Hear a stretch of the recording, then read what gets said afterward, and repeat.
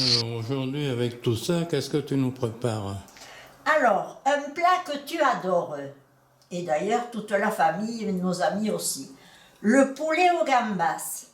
Alors initialement, je faisais le poulet aux écrevisses. Mais comme on a énormément de mal à trouver des écrevisses, bon, mais j'ai transformé la recette en poulet aux gambas. Si vous en trouvez chez vous, n'hésitez pas, c'est très bon aussi avec les écrevisses ou même avec des langoustines. C'est la même recette, à part que vous changez les gambas par soit des écrevisses, soit des langoustines. Mais vous verrez, avec des gambas, c'est délicieux. Alors pour ça, il vous faut une sauteuse. Alors je vais allumer ma plaque. Je vais y mettre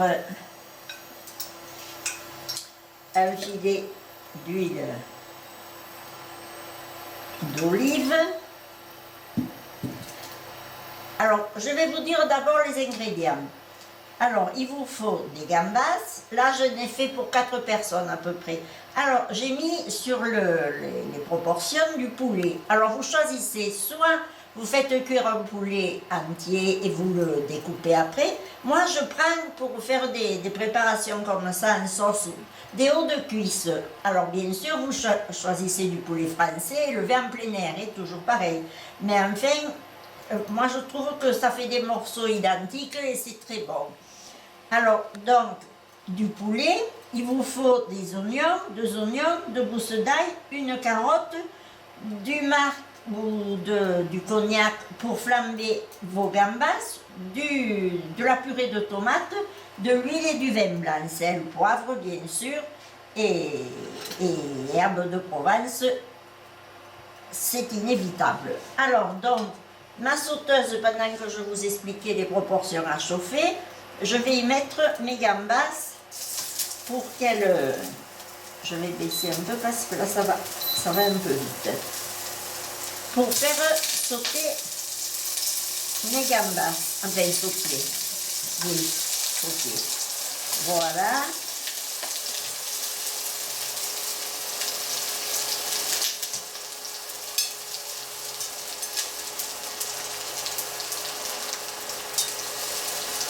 Voilà, là, les gambas vont rissoler un peu. Et ensuite, j'ai mis mon poulet dans un plat pour la cuisson et je vais le mettre au four. Ça va prendre à peu près 1 demi-heure parce que les morceaux sont vite dorés. Là, je le fais partir au four tel quel et juste... Je vais y mettre quand même un petit filet d'huile par-dessus. Voilà. Et je le mets au four.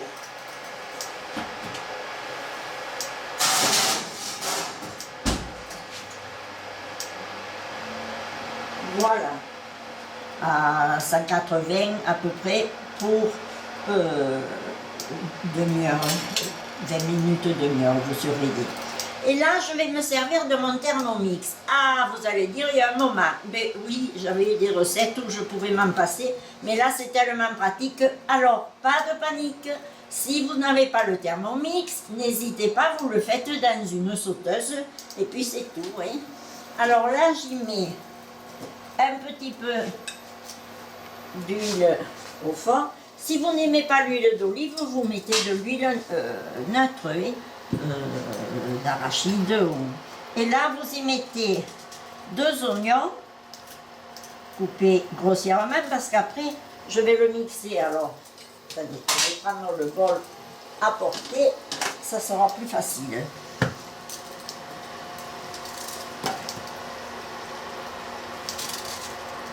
Voilà.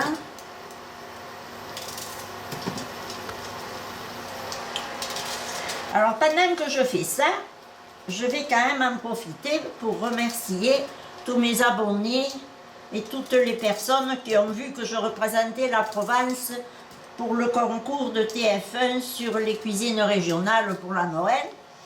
J'ai été, comme je vous ai dit sur ma vidéo de remerciement, très touchée de cet honneur pour moi de représenter notre région. Donc, je continue ma recette quand même. Donc, 2 oignons, 2 clous de gousses d'ail, de penser au concours, ça me fait perdre un peu la tête. Là, et une carotte, bien sûr que j'ai pelé, lavé, et vous la coupez à tronçons. Voilà. Et là, je vais le mettre à risoler un peu dans mon Thermomix. Je surveille quand même mes gambas, en même temps. Hein. Voilà. Et donc là, je vais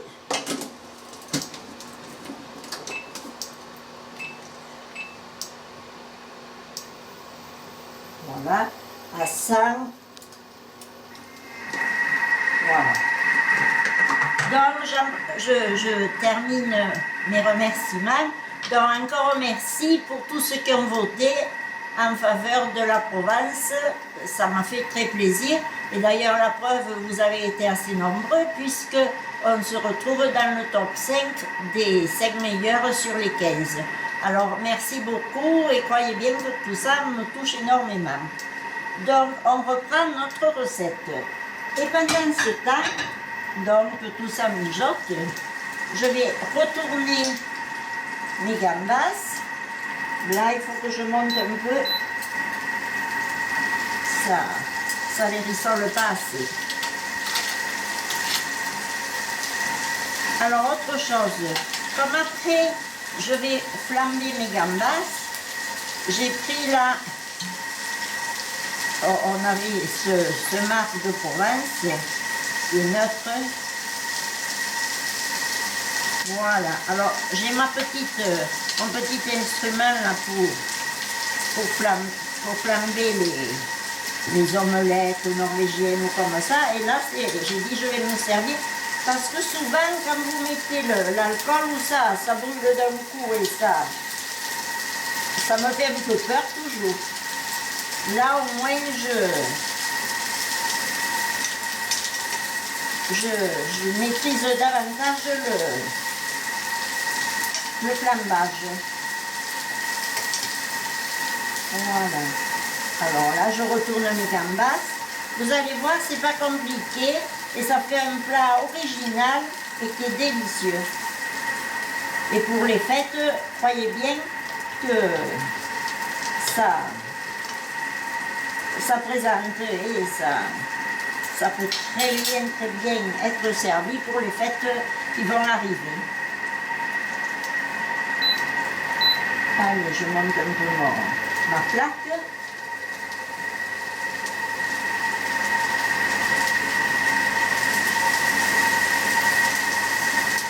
On se retrouve, si vous voulez, le temps que mes gambas rissolent, à la fin avant de les flamber.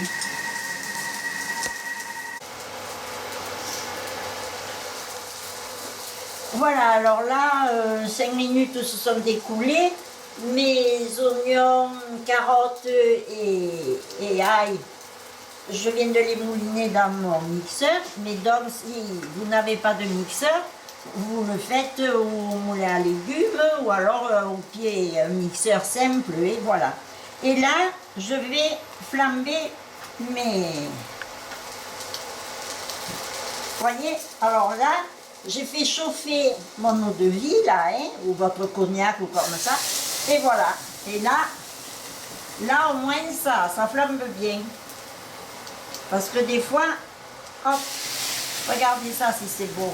Faites attention quand même, hein, éloignez les enfants quand vous faites ça, parce que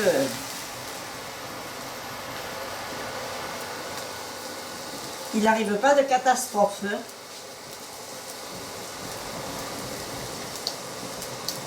Je crois que là, c'est suffisant, ça a assez flambé. Voilà. Donc, mes gambas sont prêtes, je vais baisser ma plaque et je vais y ajouter, quand ça a fini de flamber bien sûr, hein. Voilà, voyez? Là, au moins, vous êtes sûr que vos bestioles ont bien flambé. Et je vais y ajouter ma purée d'oignons, ail et carottes. Tout simplement.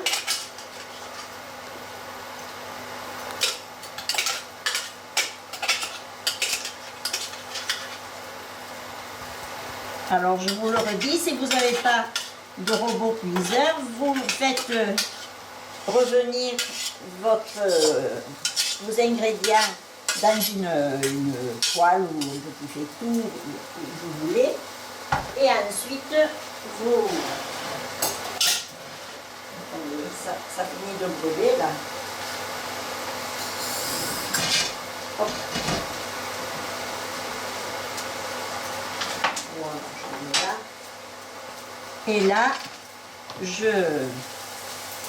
je mélange ça. Et je vais finir ma sauce. Mais c'est mieux comme ça parce qu'au moins vos oignons et tout sont déjà en purée. Pour faire votre forme.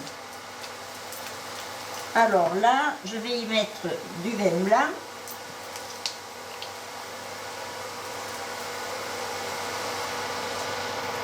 Voilà. Oui, bien là, je peux y mettre la petite mignonnette, de la purée de tomates, ou du coulis maison si vous en avez, ou...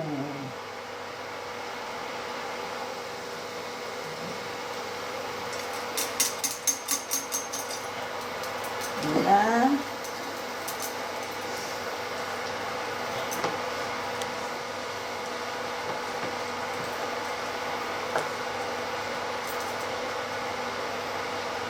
Et là, vous pliez doucement et vous allez le laisser mijoter.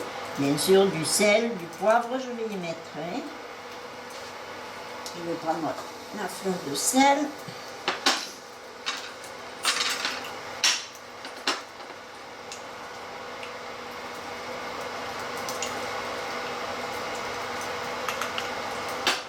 Là. Mon poivre.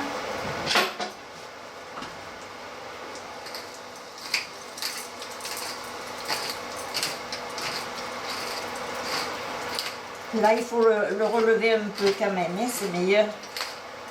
Même après, j'y mets souvent un peu de piment d'Espelette. Hein. Et ça, c'est à votre goût, vous assaisonnez. Et qu'est-ce qui manque? Les herbes de Provence. Alors, je les avais pas sorties. Voilà. Elles sont pas loin. Alors là, c'est thym et romarin.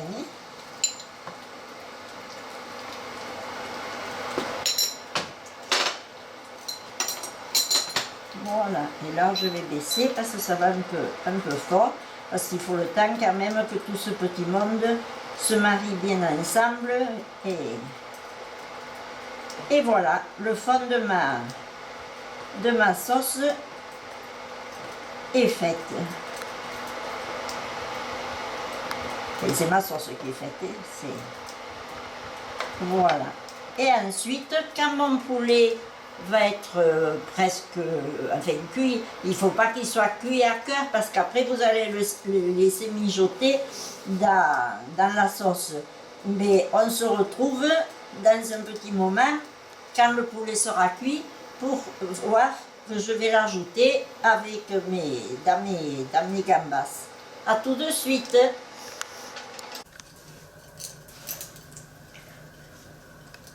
Alors voilà, donc ça fait allez, 3/4 d'heure, hein, disons, que mon poulet était à cuire au four.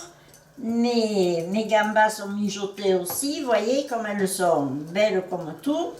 Alors là, je vais mettre tout simplement mes morceaux de poulet dans ma sauce de gambas. Alors, si vous vous servez d'un poulet, comme je vous ai dit tout à l'heure, entier, vous le découpez et vous mettez vos morceaux, comme j'ajoute mes os de cuisse là, mais vous ajoutez vos morceaux de poulet tout simplement, hein. Voilà. Et là, ils vont faire connaissance avec la sauce et les gambas. Alors, je vous dis souvent, c'est dommage que vous n'ayez pas les senteurs qui se dégagent de mon plat. Mais alors là, aujourd'hui particulièrement, hein, parce que j'aime autant vous dire que ça embaume. Alors là, je mélange un peu mieux pour couvrir mes morceaux de sauce, hein, et vous laissez mijoter un petit peu là. Mais votre sauce, votre plat est pratiquement fini. Alors je vous avais dit, j'ai goûté et c'est vrai que il manquait un petit peu de piment d'Espelette. Alors voilà, c'est fait, je l'ai ajouté. Parce que c'est vrai que c'est une sauce qu'on aime bien un peu relever. Et là, à petit feu, vous allez le laisser mijoter, demi-heure, mettons, hein. Mais vous pouvez très bien le faire la veille pour le lendemain, hein. Ça, c'est parfait pour être réchauffé comme sauce. Ça n'en sera que meilleur. Voilà, alors, ma préparation, ma recette mijote depuis demi-heure à peu près, demi-heure, trois quarts d'heure. Et donc, ça sent bon, vous pouvez pas... Alors, voilà. Donc, voyez ce que ça donne dans la sauteuse.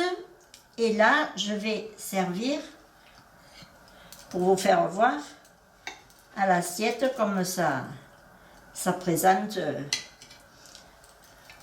Ça présente et c'est bon. Alors, ça a tous les avantages, hein. Vous verrez. Vous allez avoir du succès. En plus, c'est un peu original. Alors, un peu de sauce. Voilà. Et ça, vous le servez soit avec riz nature ou de l'éblis ou même des pommes de terre. Et vous pouvez très bien. Voilà. Et là, voilà. Vous voyez, et voilà, sauteuse, je vais la remettre au chaud et voilà. Voilà ce que ça... Alors, j'espère que cette recette vous a plu, que vous allez la faire et donnez-moi votre avis sur cette recette. Merci à tous ceux qui s'abonnent encore, ça me fait toujours plaisir. Et à bientôt pour une nouvelle recette avant les fêtes de fin d'année.